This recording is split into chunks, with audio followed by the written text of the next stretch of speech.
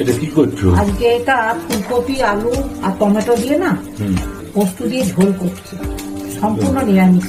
ঘিয়ের গন্ধ পাচ্ছি। হ্যাঁ, ঘি দিয়ে ঘি দিয়ে ঘি দিয়েছি, কালো জিরে দিয়ে জিরে দিয়েছি, কালো না এমনি জিরে দিয়েছি।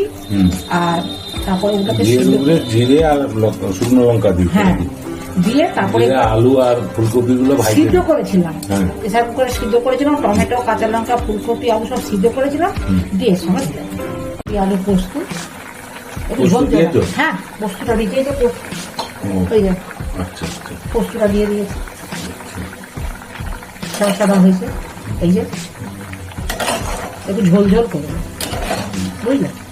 লাল লাল টমেটো দিয়েছো? হ্যাঁ, টমেটো দেওয়ার তো টেস্ট অন্যরকম হবে, আর নিরামিষই তো, যার জন্য একটু টক ঝাল।